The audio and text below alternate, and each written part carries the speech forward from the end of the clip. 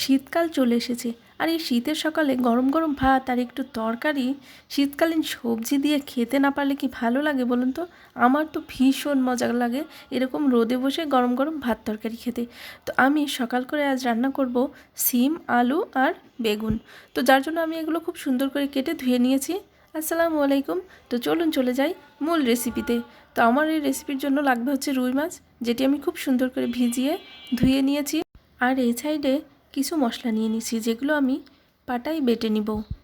তো মশলাটা বেটে নেব খুব সুন্দর করে। আর এদিকে আমি কাঁচামরিচ নিয়েছি। কাঁচামরিচ বাটার সময় অবশ্যই আমি একটু লবণ নিয়ে নিব। এই তো আমার মশলা করা শেষ।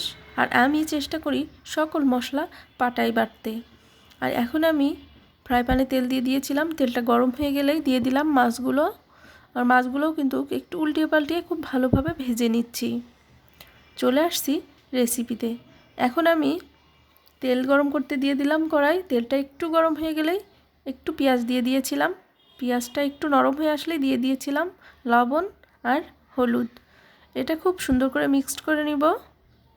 আর এখন দিয়ে দিব সবজি। এ তো ভালোভাবে নাড়াচাড়া করতে থাকবো।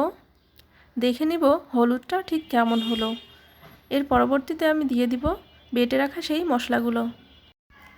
এই রান্নাতে আমি কিন্তু হলুদের পরিমাণটা একটু কম দিব, কেননা এটা একদমই সবুজ সবজি। তাই হলুদ দিলে কিন্তু কালারটা খুব একটা ভালো আসবে না, বরং সবজির কালারটা আরও ফুটেই উঠবে না। তো এইভাবে খুব সুন্দর করে নেড়ে নিলাম। মশলাটা একটু ভাজা ভাজা হয়ে আসবে, ঠিক তখনই আমি পরিমাণ মতো একটু গরম পানি দিয়ে দিব। এই তো পানিটা দিয়ে দিলাম। সবজির পরিমাণ বুঝে আসলে পানিটা দিতে হবে। পানি দিয়ে খুব সুন্দর করে নাড়াচাড়া করে দিব। আর এর মধ্যে আমি কিন্তু ঢাকা দিয়ে কিছুক্ষণ রান্না করে নিব। এই তো রান্নাটা খুব সুন্দরভাবে ফুটে উঠেছে। আর সিমটাও একটু সিদ্ধ হতে শুরু করেছে। আর এ পর্যায়ে আমি কেটে রাখা সেই বেগুনগুলো দিয়ে দিলাম। এবার ভালোভাবে একটু মিক্সড করে নিব।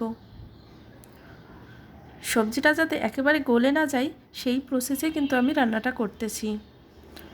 এই যে আবারও একটু ঢাকা দিয়ে রান্না করে নিলাম। এখন আমি একটু ঝোলের পানি দিয়ে নিলাম। রান্নাটা ফুটে উঠতে উঠতে আমি এদিকে একটি মশলা করে নেব। ভাজা জিরা এবং পেঁয়াজ আমি খুব সুন্দর করে পাটায় বেটে নিব। আর এদিকে ফুটে উঠলেই মাছগুলো দিয়ে দিলাম। আমার রান্না কিন্তু প্রায় শেষের দিকে। এখন এই মশলাটা দিয়ে একটু লবণ চেখে নিব। ব্যাস, আমার রান্না কিন্তু কমপ্লিট। এইভাবে সকালে কিন্তু একবার ট্রাই করে দেখবেন।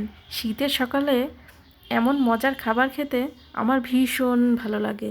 তো আজকের মতো এই পর্যন্তই। আল্লাহ হাফেজ।